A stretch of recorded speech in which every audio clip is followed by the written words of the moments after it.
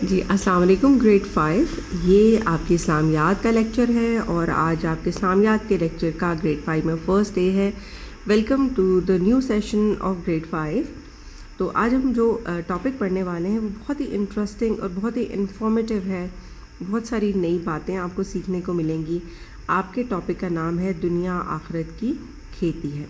ابھی کتابیں آپ کے پاس موجود نہیں ہیں لیکن آئی ہوپ کہ آپ نے ابھی تک یہ ریسورس پیک لے لیا ہوگا. اگر آپ کے پاس ریسورس پیک ابھی نہیں ہے تو پلیز آپ اسے لے لیں تاکہ آپ یہاں سے ریڈنگ مٹیریل آپ کو مل پائے. تو ہم دیکھتے ہیں کہ دنیا آخرت کی کھیتی ہے سے کیا مراد ہے. آپ کو پتہ ہے نا کہ جب بھی ہم کوئی چیز اگاتے ہیں، فصل اگاتے ہیں، کچھ عرصے کے بعد وہ پک کے تیار ہو جاتی ہے اور پھر ہم اسے کاٹ کے اس سے فائدہ اٹھا سکتے ہیں. تو اسی طرح دنیا کو آخرت کی کھیتی اس لیے کہا گیا ہے کہ جو بھی کام ہم دنیا میں کرتے ہیں، جو بھی عمل اچھا یا برا ہم دنیا میں کریں گے، اس کا فائدہ یا نقصان ہمیں آخرت میں ہوگا. تو اس آپ کے ٹاپک سے یہ مراد ہے کہ دنیا آخرت کی کھیتی ہے. یہ دنیا ہمیشہ نہیں رہے گی بلکہ ایک دن ختم ہو جائے گی.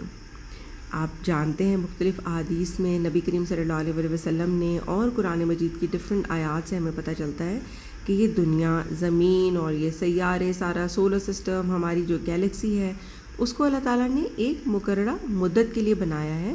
اور جیسے ہی وہ مدت ختم ہو جائے گی، ہم اس کے بارے میں جانتے نہیں ہیں کہ وہ کب ختم ہوگی، لیکن جیسے ہی وہ ختم ہوگی اللہ تعالیٰ یہ سب کچھ لپیٹ کر اس کو سمیٹ دیں گے. تو یہ دنیا ہمیشہ رہنے والی نہیں ہے بلکہ ایک دن ختم ہو جائے گی. اور ہم اپنی آنکھوں سے انسانوں کو مرتے اور قبروں میں دفن ہوتے ہوئے دیکھتے ہیں. شاید آپ لوگ کیونکہ بھی بہت چھوٹے ہیں لیکن ہو سکتا ہے آپ نے بھی مشاہدہ کیا ہو کہ ہماری جیسے لائف چیزوں کی ایک ایکسپائری ڈیٹ ہوتی ہے، ویسے ہی انسانوں کی بھی ایک ایکسپائری ڈیٹ ہے اور اس میں کوئی ایج لمٹ نہیں ہے. یعنی عمر کی ایک خاص مقدار نہیں ہے، بلکہ اللہ تعالیٰ جب چاہتا ہے، جس کی چاہتا ہے زندگی، وہاں پر اس کی زندگی ختم ہو جاتی ہے اور انسان مر جاتے ہیں اور ہم اپنے دنیا کے مسلمان ہونے کے اصول کے مطابق ہم انہیں قبر میں دفن کر دیتے ہیں. اور یہ سلسلہ شروع سے چل رہا ہے اور یہ چلتا ہی چلا جائے گا. بالکل اسی طرح جیسے انسان ایکسپائر ہو جاتے ہیں، دنیا، انسان اور دوسری مخلوق، وہ جو کوئی بھی ہے، چاہے وہ جانور، دوسرے جانور، پرندے ہیں، جن ہیں، جو بھی مخلوق ہے، وہ ایک دن فنا ہو جائے گی. دنیا اور سب کچھ ایک دن ختم ہو جائے گا. اور اس کا پروسیس شروع کیسے ہوگا؟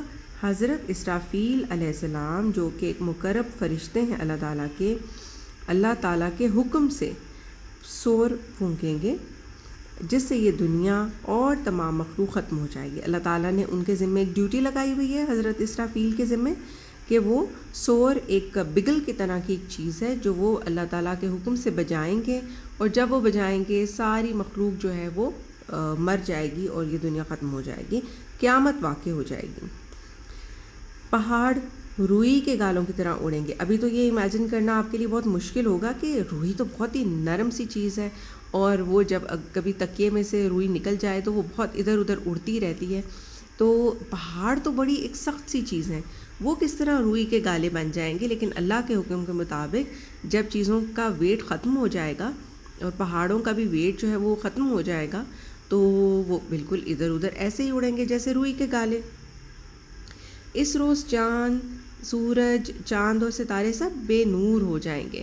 ابھی تو ہماری زمین کو روشنی دینے کے سورسز سورج، چاند اور ستارے ہی ہیں، لیکن اللہ کے حکم سے وہ بالکل آف ہو جائیں گے اور ان کو روشنی دینے کی طاقت اللہ تعالیٰ لے لیں گے. تو آج ہم اتنی ہی ریڈنگ کرتے ہیں. آپ اس کو ریڈ ایک سے دو دفعہ ضرور کیجیے گا اور اس کو سمجھنے کی کوشش کیجیے گا. اور اس ویڈیو کو بھی آپ کو اگر دوبارہ دیکھنے کی ضرورت پڑتی ہے تو آپ ضرور دیکھیں تاکہ آپ یہ دنیا کے ختم ہونے کا طریقہ یا پروسیس یا اس کا عمل جو اللہ تعالیٰ نے ہم سے وعدہ کر رکھا ہے اس کو سمجھ سکیں.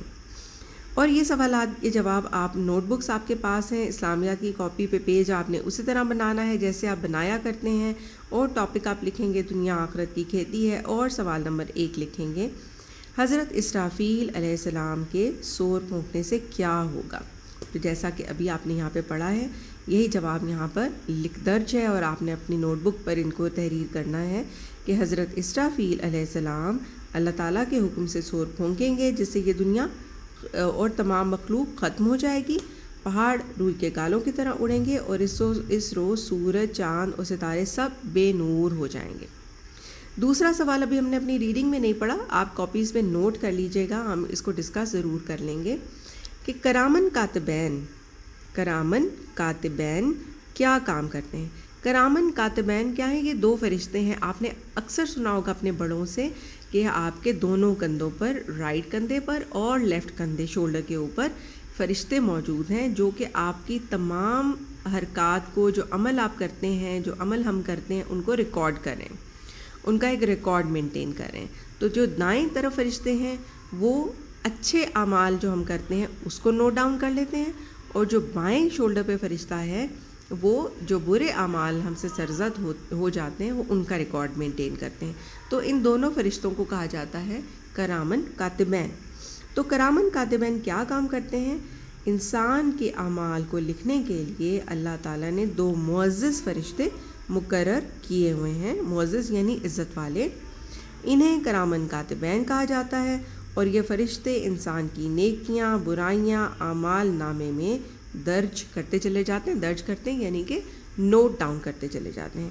تو یہ تھا آپ کا اسلامیات کا لیکچر. انشاءاللہ دوبارہ ہم اس ٹاپک پر مزید ڈسکشن کریں گے. Thank you.